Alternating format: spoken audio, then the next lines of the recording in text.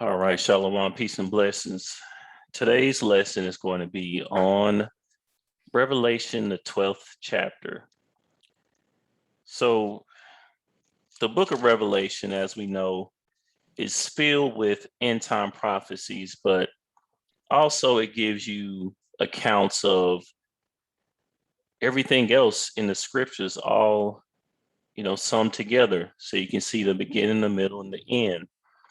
So it is important that we grab, other accounts from Genesis and, all throughout the scripture so we get as a clear understanding as possible. But since we have a lot to cover, let's just go ahead and get started with verse 1 at the top, Revelation 12, verse 1. All right. It's the book of Revelations, chapter 12 and verse 1. And it reads, "And there appeared a great wonder in heaven, a woman clothed with the sun, and the moon under her feet, and upon her head a crown of 12 stars." So that's a lot to digest there. We have a great wonder, we got heaven, we got a woman, we got sun and the moon, we got 12 stars. Let's talk about all of it. Let's break it down little by little so we can get a clear understanding of what's going on here.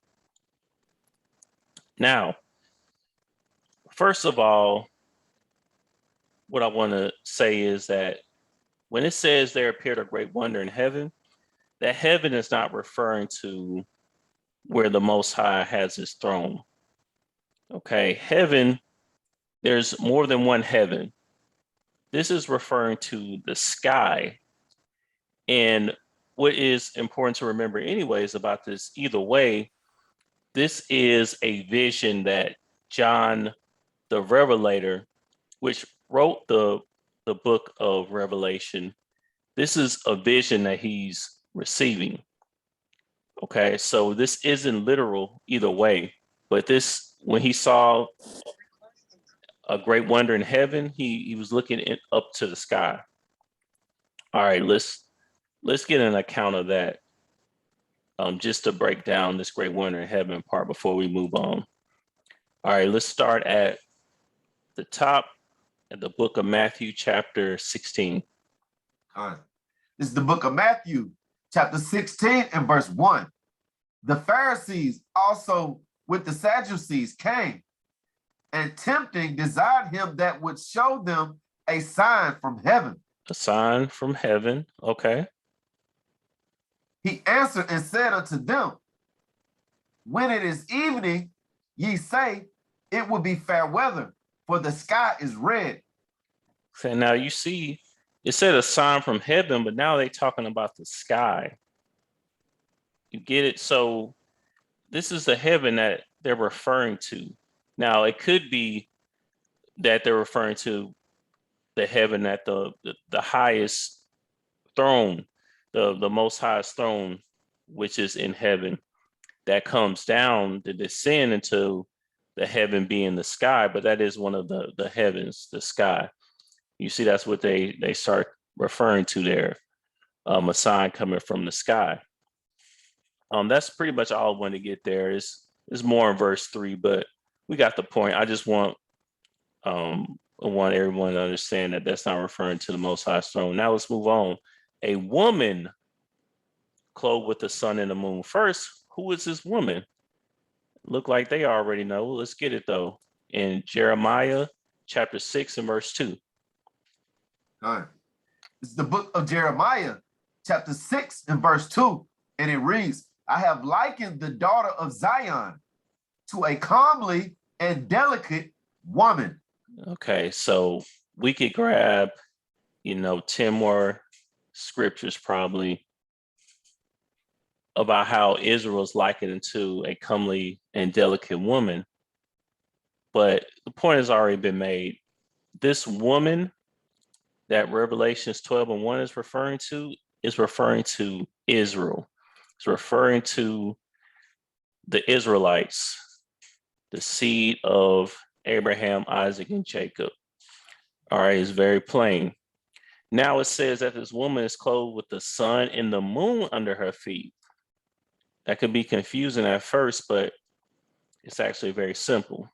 So the sun and the moon, first of all, what are the sun and the moon? Let's get that. When they were first created in Genesis chapter 1, verse 14 through 16. This is the book of Genesis, chapter 1 and verse 14. And God said, let there be lights in the firmament of the heaven to divide the day from the night, and let them be for signs and for seasons and for days and for years. Okay. And let them be for lights in the firmament of the heaven to give light upon the earth. And it was so. It said, let them be lights. Okay, keep going to verse 16. Verse 16, and God made two great lights, the greater light to rule the day, and the lesser light to rule the night. He made the stars also. All right, these are lights. Okay, the sun and the moon represents two great lights. All right, and what does the scriptures tell us about lights? What does lights parabolically represent? Knowledge and wisdom. All right, this woman, which is Israel, had the sun and the moon under her feet because Israel was the only nation that was given the light, aka the law, the word. All right, let's get some more accounts of that though. All right, Psalms chapter 147, a classic, but we'll get it just for context. Verse 19. This is the book of Psalms, chapter 147 and verse 19. He showeth his word unto Jacob, his statutes and his judgments unto Israel. That's referring to the Most High. Show his word into Jacob, his statutes and his judgments into Israel, the northern and the southern kingdom. All right, all Israelites. Keep going. Verse 20, he hath not dealt so with any nation. And as for his judgments, they have not known them. Praise ye the Lord. That's why it referred to Israel receiving the sun and the moon. All right, and not any other nation. It's just the nation of Israel that has the sun and the moon because they were the only nation that were given the light, the understanding. All right, let's get Baruch chapter 3, verse 36. This is the book of Baruch, chapter 3 and verse 36. He hath found out all the way of knowledge, and hath given it unto Jacob, his servant, and to Israel, his beloved. The way of knowledge, all right, the sun and the moon was given to Jacob and Israel, his servant and his beloved, all right? Now, let's talk about how that's a light or how that represents knowledge again. Let's get Proverbs 6 and 23. This is the book of Proverbs, chapter 6 and verse 23. For the commandment is a lamp, and the law is light, and reproofs of instructions are the way of life. All right, so that's why you have the greatest lights there are, the sun and the moon, likened into a light. And the law is likened into a light because it shines from the darkness. The whole world is in darkness, aka sin. But Israel is here to light the world. All right. So, and how do you light the world? With the law, with the word, with knowledge and wisdom and understanding. All right. So that's how Israel has the understanding, the commandments, the law, the light, the reproofs of instruction. All right. That's the only nation that this was given to. All right, let's get Deuteronomy chapter 33, verse 13 through 14. This is the book of Deuteronomy, chapter 33 and verse 13. And of Joseph he said, blessed of the Lord be his land, for the precious things of heaven, for the dew, and for the deep that coucheth beneath, Mhm. and for the precious fruits brought forth by the sun, and for the precious things brought forth by the moon. This precious fruits that are brought forth by the sun and precious things that are brought forth by the moon. This is also double. This has a double understanding. All right, you could be referring to literal fruit, but what else could we be referring to here? It really triple because we have sun and the moon representing knowledge and wisdom. But which fruit? What fruit is developed from knowledge and wisdom? What's brought forth from that tree? Those trees. All right, let's get the book of Sirach, Ecclesiasticus, chapter 19 and verse 19. It's the book of Sirach, chapter 19 and verse 19. The knowledge of the commandments of the Lord is the doctrine of life, and they that do things that please him shall receive the fruit of the tree of immortality. That's what springs forth out of the sun and the moon, knowledge and wisdom, the tree of immortality that was only given to the children of Israel. Okay, the sun and the moon, the light, the knowledge and the wisdom, the tree of immortality. All right, because that's how Israel's going to reign on earth, because they're going to be the only ones, the elect are going to be the only ones that receive that tree of immortality. All right. So that's how other nations are going to be in subjection. And I know we went over a lot and it's just verse 1, but I wanted to, kind of break that down. Let's get Songs of Solomon, chapter 6 and verse 10. Good. It's the book of Song of Solomon, chapter 6 and verse 10. And it reads, who is she that looketh forth as the morning, fair as the moon, clear as the sun, and terrible as an army with banners? Who is she that looketh forth as the morning? That's Israel. All right. So the Song of Solomon, like we talked about, is a love poem or a love songs and poems to the children of Israel, because Israel is likened to a comely and delicate woman. All right, that looketh forth as the morning, fair as the moon, clear as the sun. Knowledge and wisdom is fair and it's clear. All right, it's terrible as an army with banners. All right, when our people join together, it's a terrible army of righteousness. All right, so we pretty much broke that all the way down. I could get this as well, but we pretty much made the point here. If you see verse 4, I said tabernacle for the sun. So let's go ahead. Let's get back. Let's read verse 1 more time.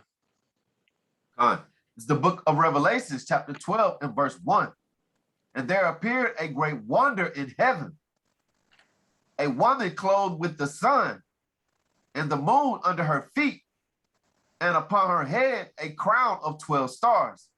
A crown of 12 stars. So this one should be pretty simple, right? We know that this woman is Israel. We know that Israel is clothed, meaning a garment of knowledge and wisdom under her feet, and she has 12 stars. We pretty much know what that means, but we're going to get it anyway. All right, let's get Genesis chapter 37, and we'll start at verse 8 so we can see who these 12 stars are. This is the book of Genesis, chapter 37 and verse 8. And his brethren said to him, shalt thou indeed reign over us, or shalt thou indeed have dominion over us? And they hated him yet the more for his dreams and for his words. So for a little context, this is Joseph's dream that he told into his brothers, being the 12 sons of Israel. or Jacob. All right, Jacob and Israel, same person. That's a progenitor of the children of Israel. All right, so he's telling his brethren, his other 11 brothers, his dreams, and that's what had them cast him away. This dream here, it's two dreams that he told them being his brothers, is what had them cast him away. And we know how the rest of that story went. They talk about it in Christian church and everything. I'm sure everybody's familiar. Let's get verse 9 though. Verse 9. And he dreamed yet another dream, and told it his brethren, and said, Behold, I had dreamed a dream more, and behold, the sun and the moon and the 11 stars made Obeisance to me. So this is a prophecy he was receiving from the Most High, that his 11 brothers or 11 stars will make obeisance to him. That was fulfilled when he became the right-hand man of Pharaoh, and they had to bow down to Joseph, the 11 brothers, when the land of Canaan at that time had a severe famine.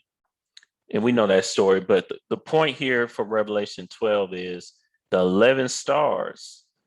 All right, this is the same thing we were reading about. This is the 12 tribes of Israel that we referring to. And the reason it says 11 is because he was excluding himself, because he was one of the tribes as well. So that's 12 stars, 12 tribes of Israel, clothed with the knowledge and wisdom of the Most High. All right, so let's get verse 2. Book of Revelation, chapter 12 and verse 2. And it reads, And she being with child cried, travailing in birth, and pain to be delivered. So Israel is being with child. Who is this child?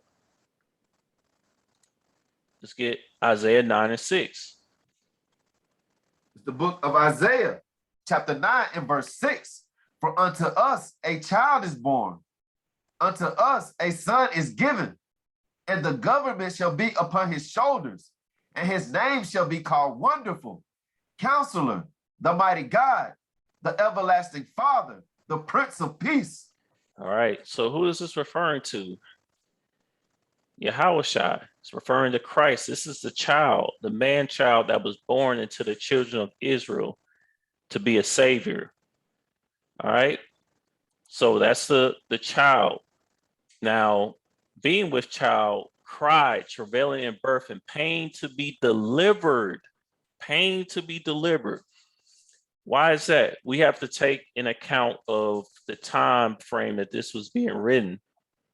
All right, and it's double fold, but just for the sakes of verse 2,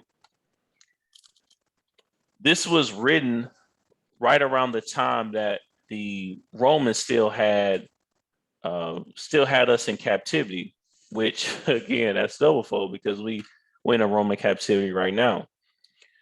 But pain to be delivered means that the children of Israel are waiting to be delivered by the child. Okay, we said this in one of the lessons prior. Just like we waiting on Yahushua right now to come back and dethrone our enemies, they knew about Yahushua coming and they were waiting on him as well. All right, that's why it's travailing in birth and pain to be delivered. All right, so just to get a little history here, this is the siege of Jerusalem. This is around the time where Yahushua was on the scene. We see where, and keep in mind, brothers that may be familiar with the fall of Jerusalem, this is BC. So this took place 100 years before, a little bit over 100 years before the siege of Jerusalem. That was the fall of Jerusalem, the quote unquote Roman Jewish war. All right, so this is the siege of Jerusalem, occurred during Pompey the Great campaign in the east. All right, so this is where Rome took over the Israelites. All right, so it says dispelled the end of Jewish independence because for those that are familiar, remember that you had the Sakari and the Zealots that gained a small independence when we had the Maccabees. That's the Hasmoneans. That's the same thing, the Maccabees. So the Maccabees, they rebelled against the Greeks, and we had sovereignty for a little bit there. But when Pompey, the quote unquote great, came, that ended that. We got taken over. So that's why when Yahushua came on the scene, they were in captivity by the Romans.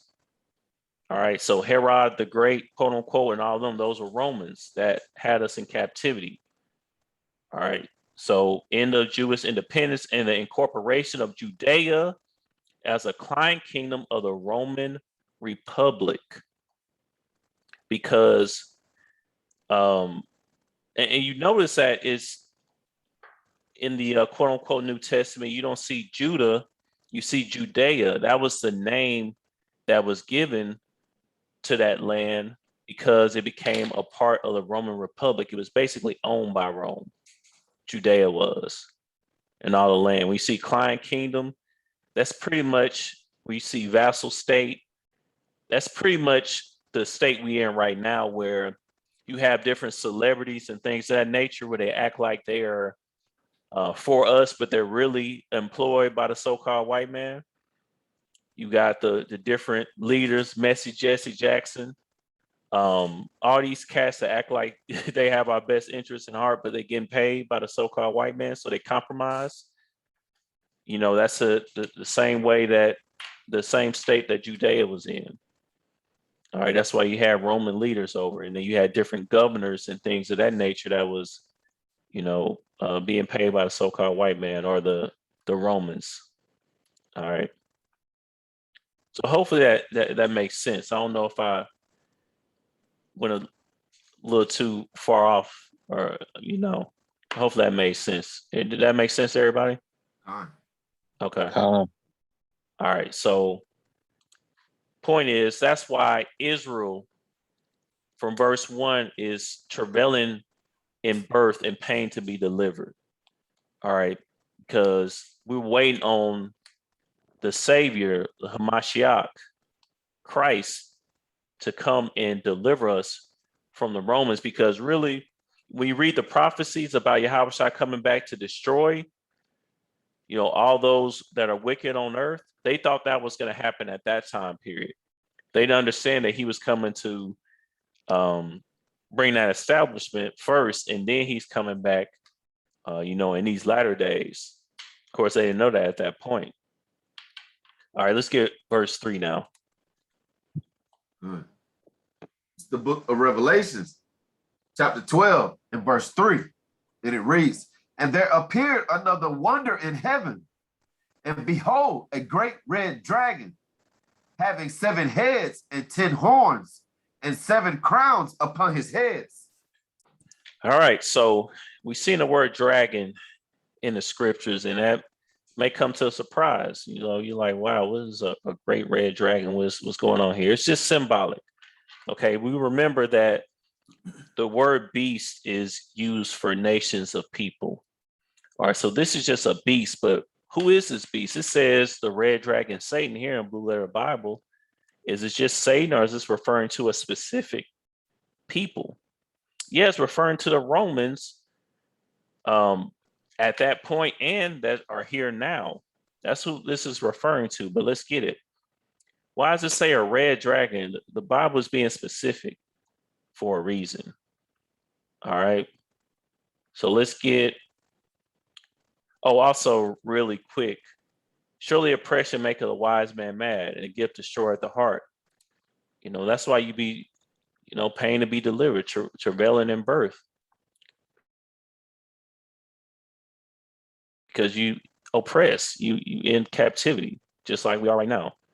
But let's get why this beast was called red.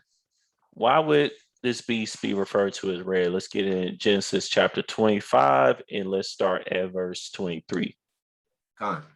This is the book of Genesis, chapter 25 and verse 23. "And the Lord said unto her, 2 nations are in thy womb, And two manner of people shall be separated from thy bowels, and the one people shall be stronger than the other people, and the elder shall serve the younger. Okay, this is referring to Jacob and Esau, Jacob being Israel, the progenitor of the Israelites, and then Esau, who is the progenitor of the Edomites, which was the Roman, at that time, the Roman Empire, all right, Roman Republic. Let's keep going. Verse 24, and when her days to be delivered were fulfilled, behold, there were twins in her womb. Remember that they were brothers, that were twins, Jacob and Esau. All right, keep going. And the first came out red, all over like a hairy garment, and they called his name Esau. That's disgusting. Came out red. Now, for those that aren't familiar, why do we say the so-called white man is Esau or Edomite? You have to think about this. Nowhere else in the Bible do you see a description of someone being called red, that came out red all over like a hairy garment. What people you know are red and got hair all over like a ape or something? So-called white people. The so-called white man. All right. This is who this is referring to. What you call a so-called white man? A redneck, right? Nope. All right. When they get mad, what they turn? Red. That's their ancestral color. All right. When I say ancestral color, that's just what is, symbolic for them per se, because there's no such thing as a race being a color. But y'all get what I'm saying. That's the color that they identify with is red. All right. They'll say that you made me red. I'm blushing. I'm red. Yeah. Because you Esau. All right. So we have to keep that in mind. That's why this dragon is called the red dragon. This is no coincidence. Again, this lines up perfectly because the Romans that were over Israel at that time, so-called white. All right, that's verified through history. Who's over us right now? The so-called white man. All right, that's that great red dragon. It says Satan, but it's a people that are directly working through Satan. That is Satan. All right, so they got it right, but they're not saying that these are actually people. It's a so-called white man. And they are way more tuned in to their God than we are to ours. Exactly, because on the left-hand path, they worship Satan, directly. And matter of fact, they get everybody else to do it. That's why you got holidays and things of that nature. They want you to worship their God. They know that this is them. They got the scriptures too, and they read this and said, wow, we the great red dragon. All right. So another reason we know that that's who this is referring to. Remember, Jacob and Esau were brothers, right? Let's get Job 30 and 29. This is the book of Job, chapter 30 and verse 29. And it reads, I am a brother to dragons and a companion to owls. Well, I'm a brother to dragons, all right? This is why the so-called white man, aka Esau, was referred to as a great red dragon. The precepts give you understanding, all right? So this is, at that time, referring to the Roman Empire. And at this time, this is referring to the Roman Empire. Now, the rest of that, it may not make sense right now, but we'll cover that eventually. This is the same kingdom of Rome, on earth again. Again, not in a reincarnated form per se, but just the same people that are ruling over us again. Now we have also here 7 heads, 10 horns, 7 crowns. So something that I've been kind of, harping on is not focusing on too much on exactly what the 7 heads, 10 horns, and 7 crowns are, because that's not the most important thing about verse 3. It's knowing exactly who this great red dragon is in prophecy. Now, I got to pull it up again. Here are the 10 horns: Spain, Portugal, France, Britain, Austria, Italy, Luxembourg, Switzerland, Belgium, Netherlands. And why is that? Because those are, and that's the 10 horns. Those are the nations that it broke into, the Roman Empire broke into. All right. The 7 heads, Rome sits on 7 hills. The 7 crowns are Greece, Rome, Spain, France, Russia, Great Britain, Germany. Those are the 7 empires that the so-called white man's greatest empires. Those are 7 crowns. All right, so I mean, we got that, but like I said, it's really more important to understand who this great red dragon is, to understand each 7 head and 10 horns and 7 crowns. I don't know. Maybe we're gonna be required to break this down, but I doubt it. I don't know if that's a salvation issue or not. So people kind of, like, I seen some videos where brother got one country wrong. Like, oh man, come on, bro. Sit down. You don't need to say nothing else. Like, dang, is that deep? But anyway, it is history though. It is history. So I'm not slighting either. I'm just saying that's just my view. Now let's move to verse 4.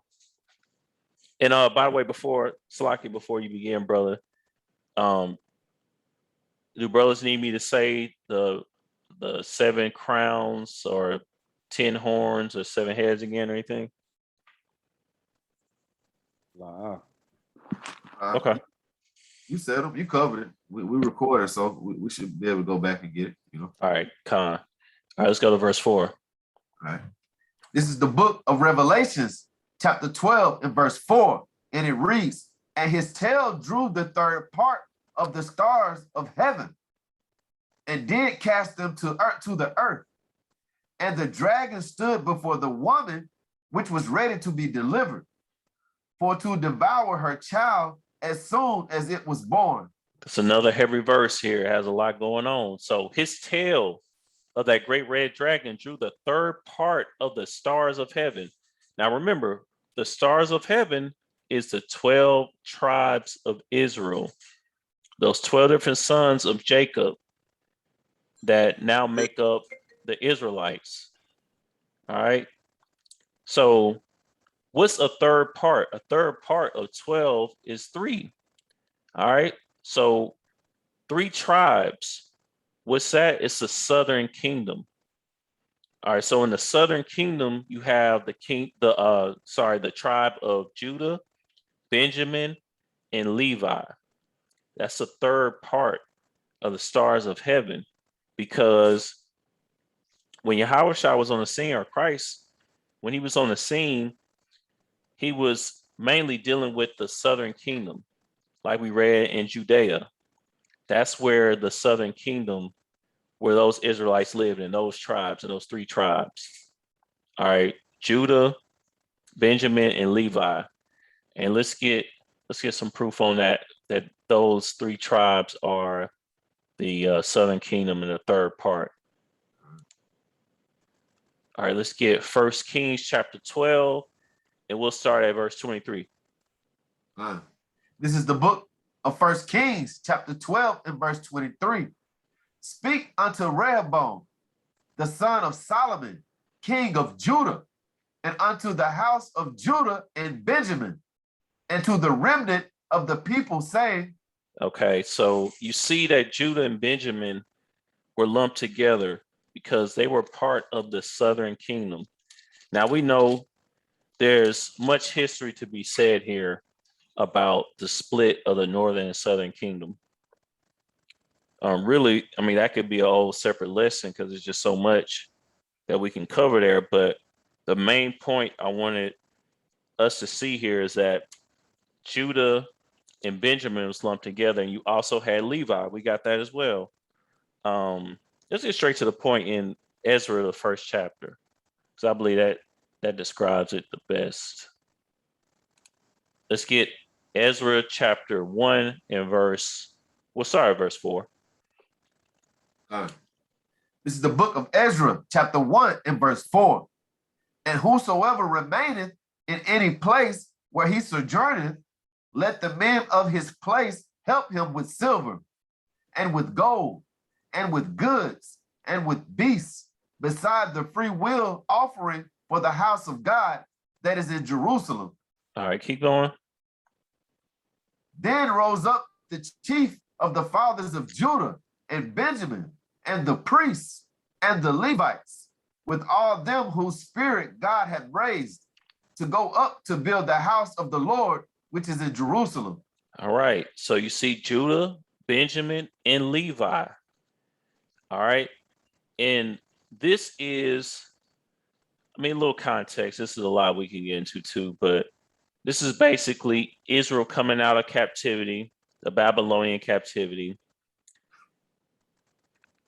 and they're getting access back into the land. They were kicked out of the land being Judah, all right, or Israel.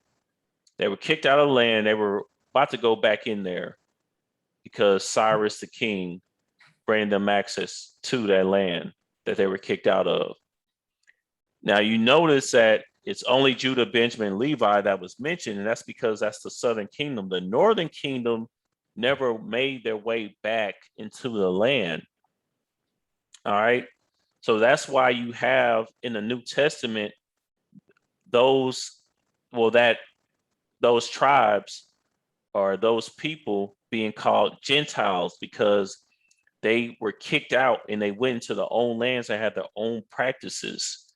They were called different names, Gauls and Spartans and things of that nature. So that's why, and that's a whole nother thing too, but that's why we were called Gentiles in the New Testament. And people get confused and think it's referring to all other nations and Edomites and things of that nature, but it's not. All right. Paul was talking to his own people. He was referring to, and talking to the other tribes that are not listed here, which is, Naphtali, everybody. I could name them, but we get the point. So that's the third part of stars of heaven of the tribes, and did cast them to earth. That's when we just talked about us being in captivity. And the dragon stood before the woman, which was ready to be delivered. So the child is ready to be delivered. So this is literal. When Yahushua is ready to be born, for it to devour her child as soon as it was born. Now let's check this out, because this is further confirmation that this red dragon is indeed referring to the nation of Esau. I only call them a nation of people known as the Edomites. All right. So let's get Matthew chapter 2 and start at verse 13. This is the book of Matthew, chapter 2 and verse 13. And it reads, and when they departed, behold, the angel of the Lord appeareth to Joseph in a dream, saying, arise and take the young child and his mother and flee into Egypt. And be thou there until I bring thee word, for Herod will seek the young child to destroy him. See, we just read that. So the dragon, Herod, stood before the woman, Israel, which was ready to be delivered, for to devour her child, Yahushua, as soon as it was born. So Herod was plotting to destroy Christ because they knew the prophecies. They knew who Christ was going to be. All right. Even the Edomites understood that because he was in Judea. He understood that. So he was trying to plot on him to kill him as he was being born, or even before, if he could get to him. All right. And he was real deceptive with it as well. You know, how did he say it? Talking about where he at so he can worship him. Saying, where is he that's born king of the Jews? For we have seen his star in the east and are come to worship him. So he was lying, acting like he was trying to find where Yahushua was so he can worship him, but he really wanted to slay him. All right. So that's why he slayed all Herod slaughter's babies. That's why he had all babies with 2 and under, I believe. Yeah. For 2 years old and under, he had them killed because he was desperately trying to kill Yahushua before he was born. Desperately. So he was able to pinpoint that, you know, he had to be 2 years or under, but he couldn't find him because the angel told his father Joseph in a dream to take Yahushua away and flee into Egypt because Herod was trying to destroy him before he was even born. All right. So again, in who is Herod? So it don't seem Edomite. an Edomite. You know, a filthy Edomite, man. Oh, they got these lone boy definitions. I was just trying to grab his nation real quick, but the Jews in time of Christ. Herod the Great was the son of Antipater of Idumea. Idumea is just a Greek way of saying Edomite. All right, so his father was Idumean, aka an Edomite. He is too. All right, so Herod, the quote unquote great, was an Edomite. He was a dragon, a red dragon that stood before Israel that tried to devour her child as soon as it was born. So he had all the Israelite babies 2 and under killed, just like Pharaoh did. All right. All the males that were born, he had them killed. And Moses was a miracle baby because he was hid. All right. So he tried to pull the same thing. But you see, the Most High was dealing with Moses and had him concealed, just like Yahushua, of course. Prophecy had to be fulfilled. There was no way he was going to touch Yahushua. No way. All right. So again, the Bible does deal with, you know, what they call the world today, racism or things of that nature. All right. This is not a book about everybody getting along together. There's an enemy. All right. There's a nemesis here, a dragon that's trying to devour our Savior. All right. Now let's get verse 5. Book of Revelations, chapter 12, and verse 5. And it reads, and she brought forth a man-child who was to rule all nations with a rod of iron. And her child was caught up unto God and to his throne. So this child was brought forth, the same child we read about in verse 2 and just in verse 4. He sprang forth. All right, who was to rule all nations with a rod of iron. I think we all read Psalms 2 before. All right, Psalms 9, Sirach, not Psalm 19 and Revelation 19. So let's get that real quick. Revelation chapter 19. And let's just get straight to the point, verse 15. It's the book of Revelations, chapter 19 and verse 15. And out of his mouth goeth a sharp sword, that with it he should smite the nations, and he shall rule them with a rod of iron. And he treadeth the winepress of the fierceness and wrath of Almighty God. So the wine press, when you making wine, what does it look like? You know, you got all those grapes there. Juice everywhere. Everywhere. You better not wear a white shirt or white garments out there. It's you know, it's going to look bloody. And that's what he's coming to do. You know, it's going to be massive, massive murder. but righteous in all righteousness. All right. Even says here in verse 13, he has a vesture dipped in blood. All right. So that's what he's coming to do, to smite the nations again. The scriptures is not about everyone coming together, because the world is just going to get worse. In the church, they try to act like things are going to get better and everybody's just, going to stop being wicked and all that. No, things are going to get progressively worse.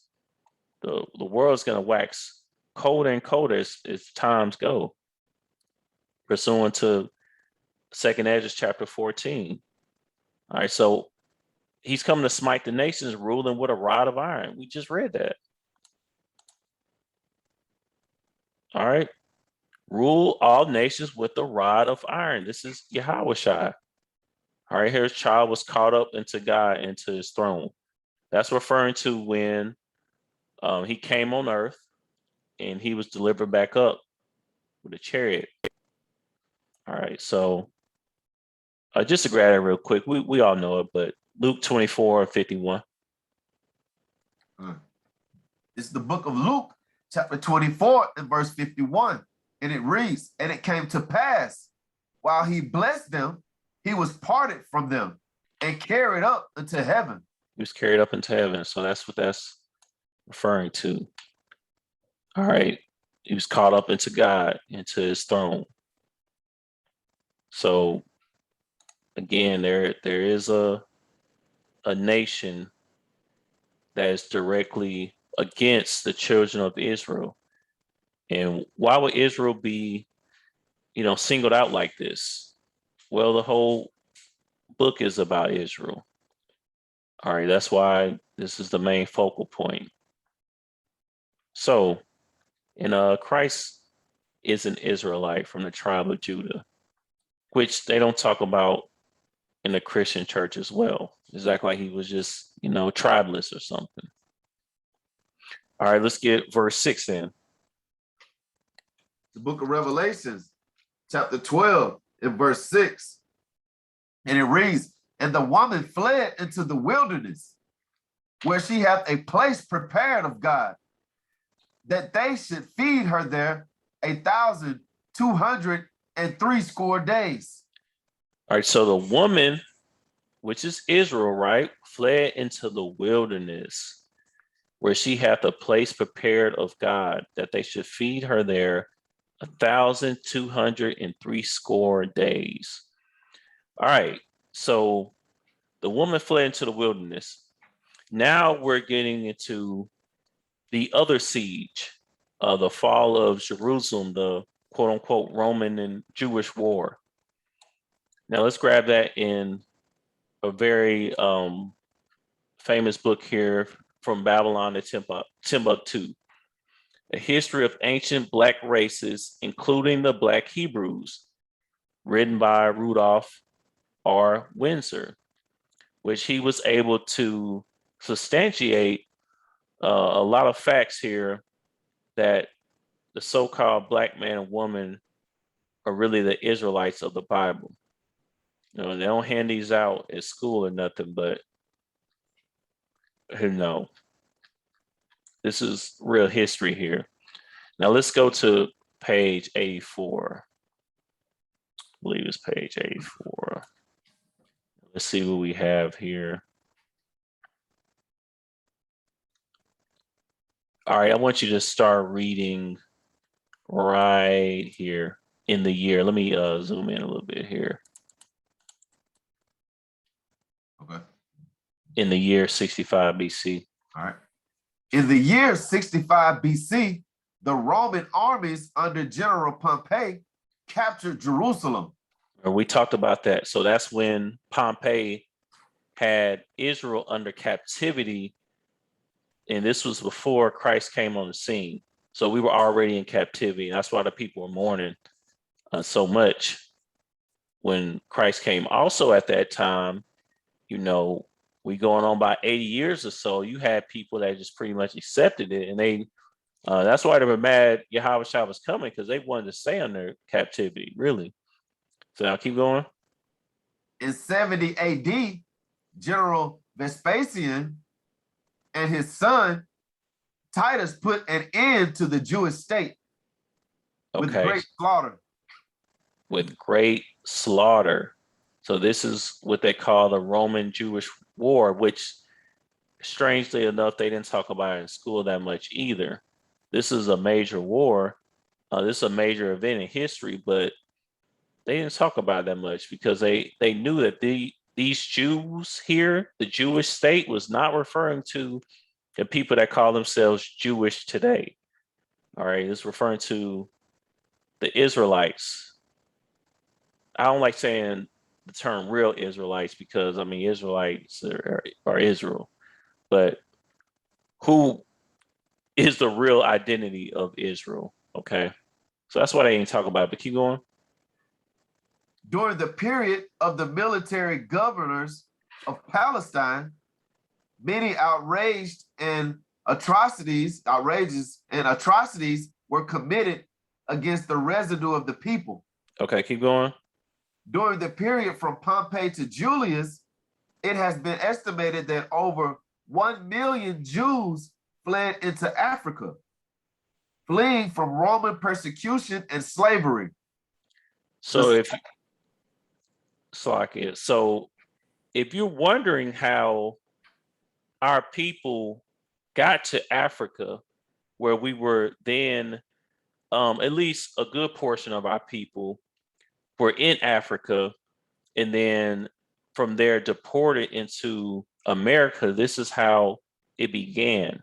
We already had people in Africa as well too. We read about that in the quote unquote New Testament. But a large portion of our people were fleeing from Roman persecution. All right. So that's how we got into Africa. A lot of us got into Africa in the first place, and then were brought on slave ships to America. Con. Well, you was getting Luke 21 too up. Oh, about yeah, I think I got that pulled up as well. Okay, cool. Well, I ain't gonna say nothing about it. Go ahead. Oh, you got it. I mean, if you want to bring it out, I thought I had it pulled up. I was just gonna for edification, because I know brothers, what I'm saying, and moms probably actually knows this already, but this was actually notated in the scripture as well, in Luke chapter 21. Man, I could have sworn I had that pulled up. I got it though. Hold on one second. All right, what verse is it? Starting at verse 20, I believe. All right, let's see. Yeah. All right, let's pull that. Start with 20. Yeah. It's the book of Luke, chapter 21 and verse 20. And when ye shall see Jerusalem compassed with armies, then know that the desolation thereof is nigh. Then let them which are in Judea flee to the mountains, and let them which are in the midst of it depart out. And let not them that are in the countries enter thereinto. So this is actually going into the same thing that I was just bringing out in the book of Babylon to Timbuktu. The Roman armies were coming to kill the Israelites. So we had to flee into Africa to escape persecution.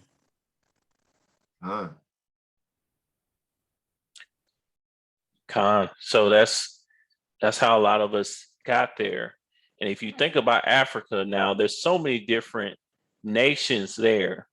Why is it that you look around here in America and you see people that look nothing like you? Why you don't have the Africans with the plate in their lips, the super tall Africans of Sudan and things of that nature, the ones that look almost like they literally the color black? Why don't you see them?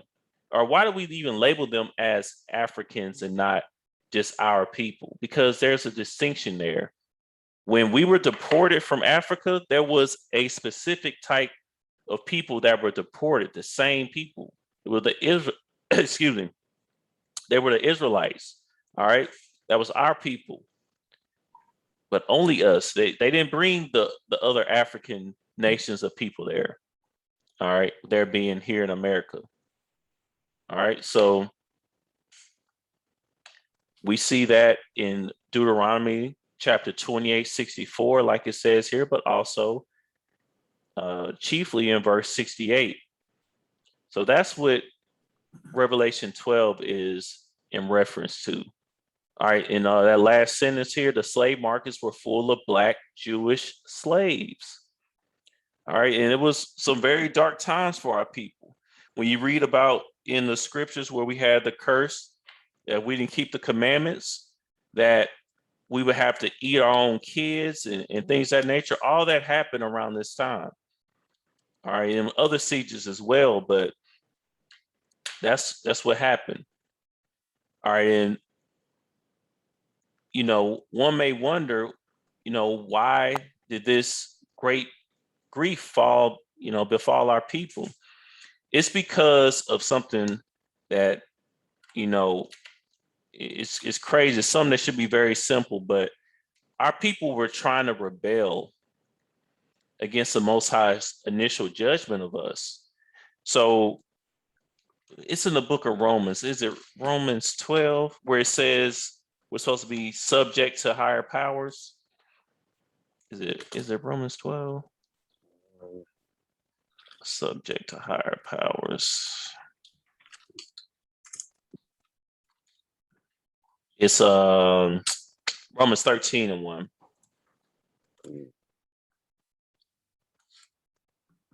So let every soul be subject unto the higher powers, for there is no power but of the Most High. The powers that be are ordained of God.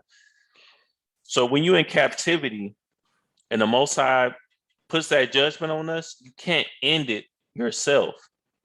It has to be by the will of the Most High. Like right now, anytime you see any organization, any type of people that think they're going to dethrone the so-called white man, it's going to fail.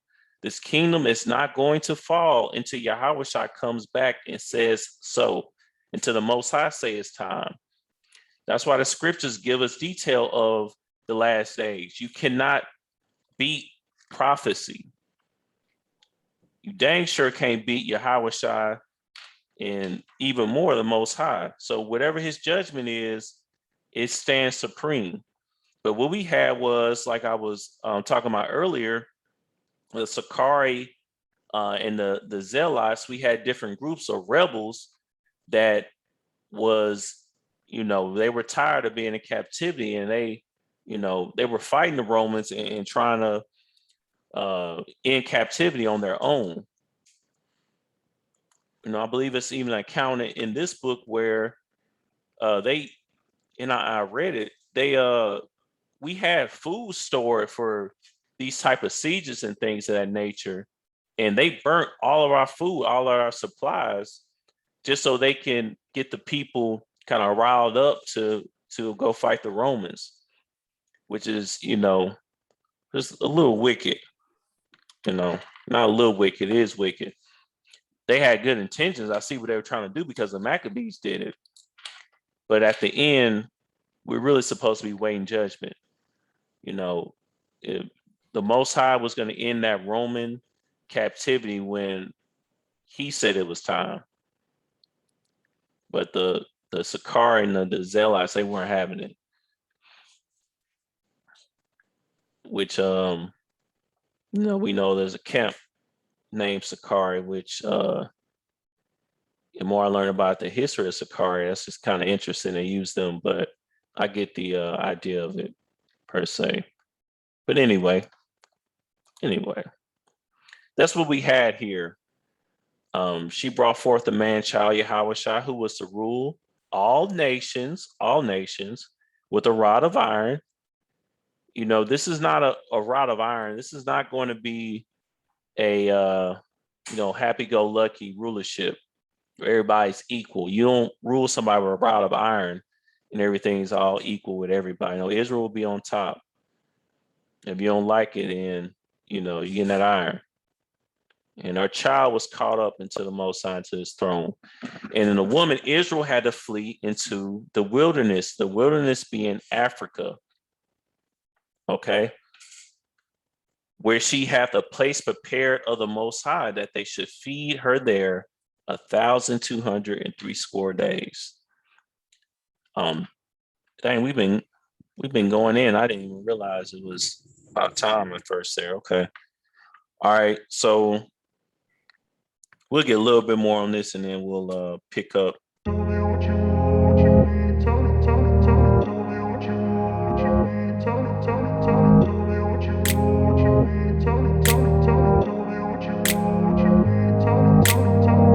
This one lessons really good. I like this one. Con. All right. So a place prepared unto the Most High. So what is that place prepared of God? Where is the bulk of our people at right now? Here in America. This is the place prepared of God. All right. Until all prophecies are going to come to pass. All right. And they should feed her there 1,260 not years, days, 3 days. That's 1,260 days we see in 90. No, 60. So that's that time period. We don't know the exact amount of time this is. It's not for us to know exactly what 1,260 days. But what I do know is it's the same time period as a times and a half. And this same time period is mentioned. That's the time period that we're in right now. All right. So that's what that's in reference to. Now let's see. I know I got some scriptures pulled up on this.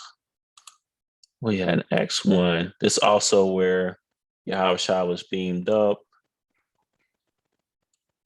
Trying to get us some else to end off on here. I know in Revelation 13. Bear with me. You know what? We'll just I'll make sure I have everything pulled up. You see, I have so many tabs. I got some pulled up on my other screen as well. So it's not as organized as it normally would be. But since we'll have half of it already down, we'll have it all pulled up next time. So we'll start at verse 6. We'll probably do a little recap, and then we'll start right at verse 6 and get a little bit more history and talk about that time period and everything. Con. All right. Any thoughts?